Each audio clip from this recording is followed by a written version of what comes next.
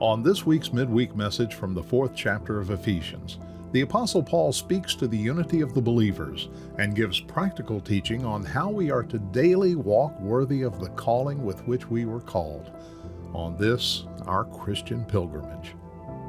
And now, here's Pastor Todd. Thank you for joining us for the midweek message. We've been working through the book of Ephesians. Paul is writing to the book of Ephesus. It's one of his favorite churches. He establishes this church on a second missionary journey. It's said this church had more famous preachers come through it than any other. I don't know how much truth is in that, but it sounds pretty good. But what he's focusing on now as we enter into Ephesians chapter 4 is the unity. And he's trying to help these Christians understand that they need to work towards a unity, a common unity. The idea of walking together.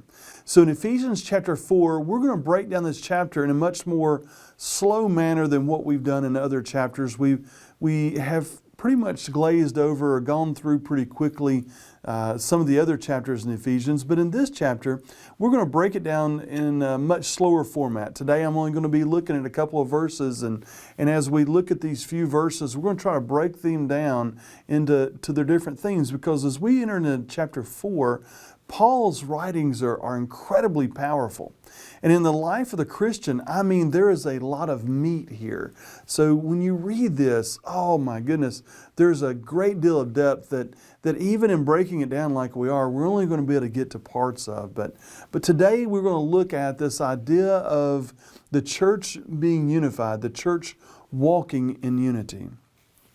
In Ephesians chapter 4, the first 3 verses of the chapter say this: I therefore, the prisoner of the Lord, beseech you to walk worthy of the calling with which you were called, with all lowliness and gentleness, with long suffering, bearing with one another in love, endeavoring to keep the unity of the Spirit in the bond of peace. Man, there's a lot to these verses. The first thing I want to point out is the fact that he's talking about being a prisoner. It's a word play. Paul's known what it's like to be a prisoner. He's written books from prison. This idea of being a prisoner is something that's very common, and he's using it as a word play here, because he's not a prisoner of the Roman state. That's not what he's saying. He says that he is a prisoner of Jesus. He's a prisoner of the Lord. Now, with saying that he's a prisoner of the Lord, he's also indicating that they should be considered prisoners of the Lord. The idea is that the Lord controls your life. That's the life of a prisoner. The state or someone else controls everything you do. When you get up, when you eat, when you go to bed, everything in between. And he's saying the Lord is really the jailer. He's really the guide. He's really the master of the prisoner. For Paul, that was very much true. And he wanted this church to understand for them that's true as well, that the Lord Jesus should be the central figure of all that they do as individuals. Now notice what he says in verse 2. It says that we are called in verse 1 to walk worthy of the calling with which you're called. How are we called to work worthy? In verse 2 it says, with lowliness and gentleness, with long suffering, bearing one another in love. Let's kind of break that down, this idea of walking. We're talking about walking together. So this walk that we're going on, if you've ever been through, if you ever enjoy walking, hiking through the woods, or just taking a walk around the neighborhood, and you know how it is, you kind of set the pace, you get a comfortable pace that you can move forward with, but not so uncomfortable as to make you where you can't breathe, just a comfortable walk. Then he begins to describe some of the key aspects of the walk. First of all, this walk ought to be in humbleness. It's not a walk drawing attention to ourselves. Hey, look how great I am. Look what I've accomplished. Oh, look at this, look at that. And he says that's not what this walk's about. When you're walking for the Lord, you're literally walking in a humble spirit the way that he was humbled. When you look at the humbleness of Christ, he literally stepped down out of heaven and made himself born as a babe in a manger. live life in a working family. He could have been born in any kind of king. He could have been born in any kind of castle. He could have been born in any kind of royalty.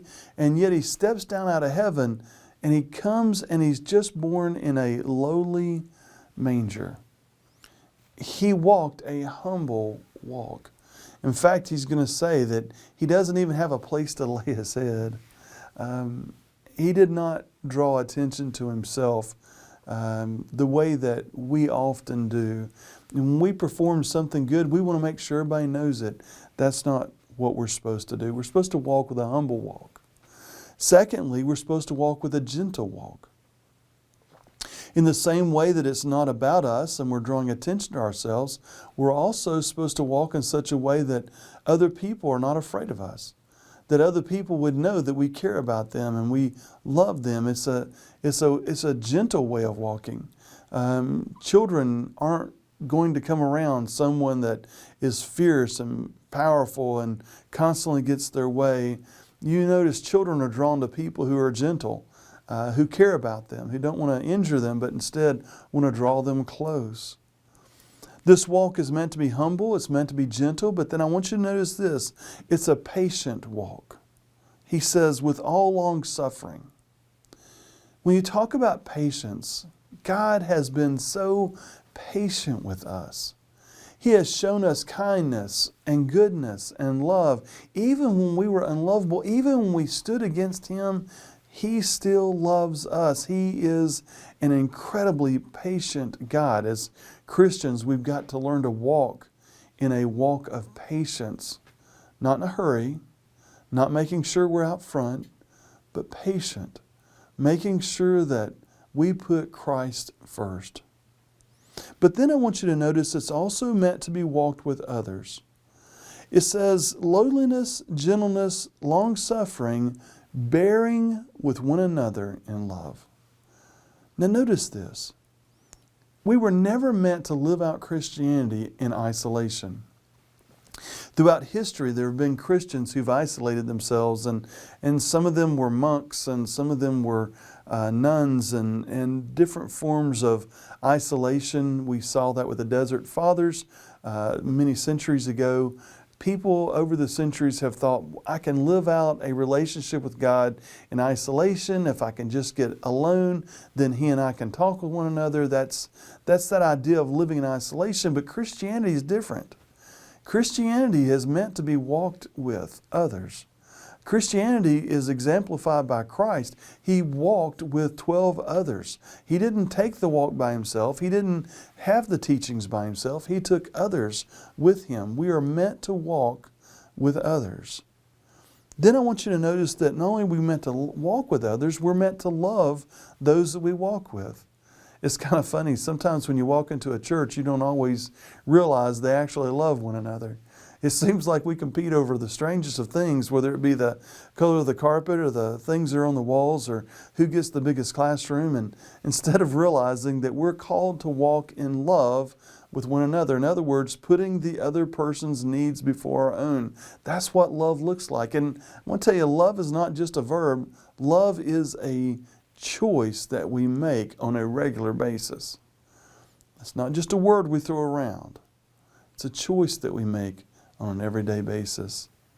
But then I also want you to notice this is a purposeful walk. In verse 3 he says, endeavoring to keep the unity of the Spirit in the bond of peace. There is purpose behind this walk. Have you ever seen somebody walking aimlessly? They're just kind of going from place to place. I kind of walk around the store aimlessly sometimes, not really knowing what I'm going shopping for. Go in for one thing and walk out with 500 others. That's called shopping aimlessly. Christianity is meant to be lived with purpose. It's a purposeful walk. The goal of the walk, the focus of the walk, is to be unified in the Spirit of Christ. To allow His Spirit to literally take over our lives, to allow His Spirit to lead us in all that we do, but to do so with purpose and reason.